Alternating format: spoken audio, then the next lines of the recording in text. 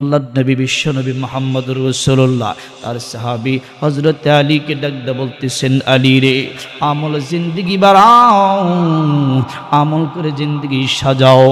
আমি তোমাদেরকে কয়েকটা ওয়াজ করে দিব, তোমাকে কয়েকটা বয়ান শোনাবো, তুমি কি শুনতে রাজি আছো কিনা? আল্লাহর নবী ডাকতে হযরত আলী ডাকতে বলতেছেন, নবী গো, ইয়া রাসূলুল্লাহ, ইয়া হাবিবাল্লাহ, নবী গো, আপনি পৃথিবীর শ্রেষ্ঠ বক্তা, আপনি ওয়াজ করবেন, আমি ওয়াজ শুনবো না, এটা তো হতে পারে না। নবী গো, আপনি কি ওয়াজ করবেন, আপনি শুনে দিন, আপনি বলেন। আমি আলী শুনতে রাজি আছি। আল্লাহ নবী ডাকতে বলতেছেন, হযরত আলী রে, পারবানি প্রতিদিন রাত্রেবেলা ঘুমের পূর্বে, শোইবার পূর্বে 4000 দিনার আল্লাহর রাস্তায় সদকা করে ঘুমাইতা। জোরে বলেন সুবহানাল্লাহ। হযরত আলী বলেন, ইয়া রাসূলুল্লাহ, ইয়া হাবিবাল্লাহ, নবী গো, আপনার এমন একজন সাহাবী, আমি একজন গরিব সাহাবী। হযরত আলী, যেই আলী আপনার বাসায় লালন পালন হয়েছে, আপনার বাসায় থেকে বড় হয়েছে, একেবারে দরিদ্র মানুষ। নবী গো, একদিন খেলে আরেকদিন খেতে পারি না, এই বেলা খাইলে 2 বেলা খেতে পারি না, এমন একজন আপনার সাহাবী। ইয়া রাসূলুল্লাহ, ইয়া হাবিবাল্লাহ, কীভাবে সম্ভব? আমি প্রতিদিন রাত্রেবেলা শুইবার পূর্বে 4000 দিনার আল্লাহর রাস্তায় সদকা করে ঘুমাবো, এটা আমার দ্বারা সম্ভব না। বন্ধুগণ, আমার ভাইরা, আমার বাবা ছিল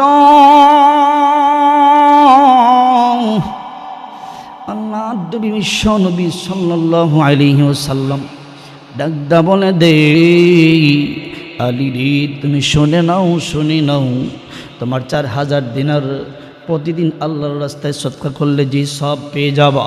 তুমি মাত্র 4 বার সূরা ফাতিহা আলহামদুলিল্লাহ সূরা 4 বার যদি পড়তে পারো, 4 বার সূরা ফাতিহা পাঠ করবি, সেইবার পূর্বে যদি পড়তে পারো, আমি রাসূল কথা দিলাম, ও বান্দা, ও আলী, তুমি শুনে নাও, ওই বান্দা বান্দির আমল নামায় 4000 দিনার আল্লাহ রাস্তায় সদকা করলে যে সব হবে, ওই সম পরিমাণ সব আমার আল্লাহ বান্দার আমল নামায় লিপিবদ্ধ করে দেন।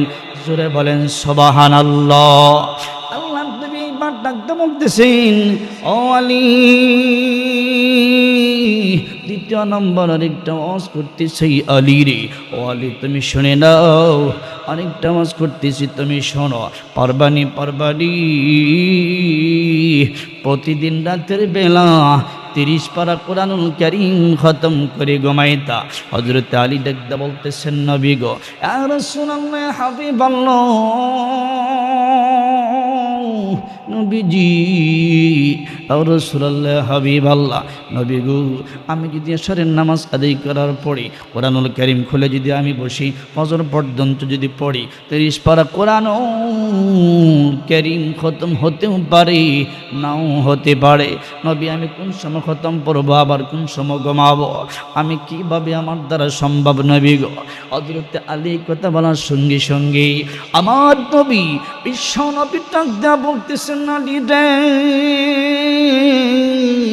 ও আলী, শুনে নাও, আলী রে, শুনে নাও, যেই উম্মত, যেই বান্দা বান্দি গেল, আমার যেই উম্মত রাত্রেবেলা সেইবার পড়বে 3 বার সূরা ফাতিহা শরীফ, সূরা ইখলাস যারা পাঠ করবে, 3 বার সূরা ইখলাস যারা পাঠ করবে, কুল হুয়াল্লাহু আহাদ, এই সূরা যারা 3 বার পাঠ করবে, আমার আল্লাহ রাব্বুল আলামিন ওই বান্দা বান্দির আমলনামায় 30 পারা কোরআনুল কারীমের সব দিয়ে দেন। জোরে বলেন সুবহানাল্লাহ। আমার ভাইরা রে, এইবার দ্বিতীয় নাম্বার ওয়াজ যখন আমার নবী করে দিলেন, তৃতীয় নাম্বার আরেকটা ওয়াজ করতে চান।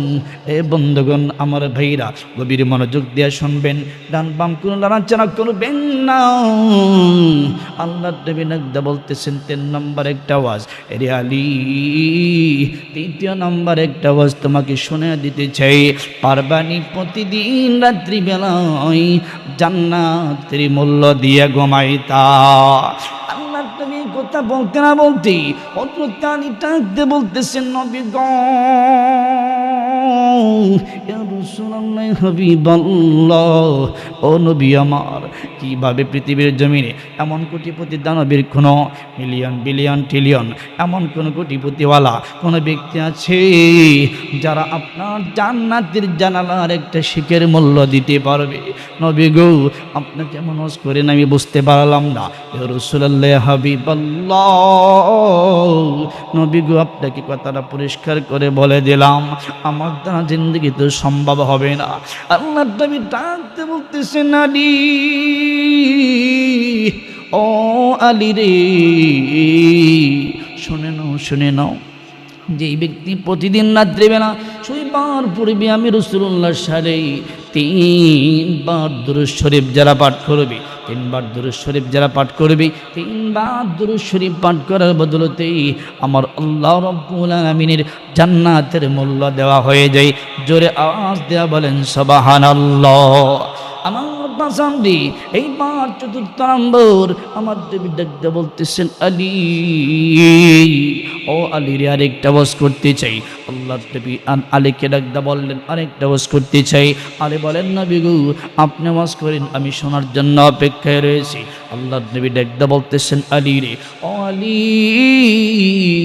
4th নম্বর একটা ওয়াজ হলো, পারবানি পারবানি প্রতিদিন রাতের বেলা একটা জগরা মিঠায়া তারপরে ঘুমাইতা, তারপরে ঘুমাইবা।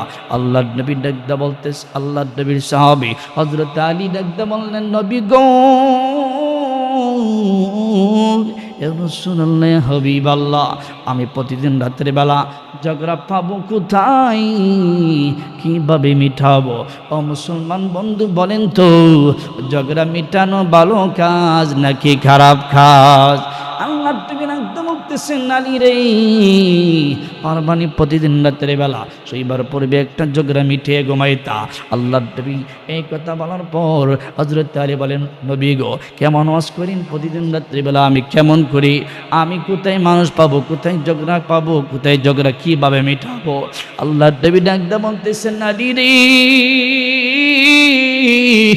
ও আলী, তোমাকে বলে দিলাম আমার যেই উম্মত, যেই বান্দা বান্দিগুলো প্রতিদিন রাত্রেবেলা শোবার পূর্বে 10 বার আস্তাগফিরুল্লাহ আস্তাগফিরুল্লাহ আস্তাগফিরুল্লাহ এই ছোট্ট কালিমাটা যারা পড়বে, আমি রাসূল ঘোষণা দিয়ে দিলাম, ওই বান্দা বান্দির আমল নামায় একটা ঝগড়া মেটানোর সম পরিমাণ সব আল্লাহ দিয়া দিবেন। জোরে বলেন সুবহানাল্লাহ।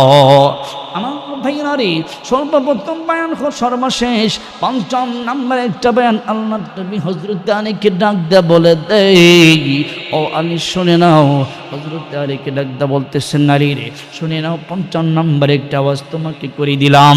5ম নম্বর ওয়াজ হলো, পারবানি প্রতিদিন রাত্রে বেলা শোইবার পূর্বে একটা উমরা হজ করে তারপরে ঘুমাইবা। হযরত আলী বললেন, নবী গো,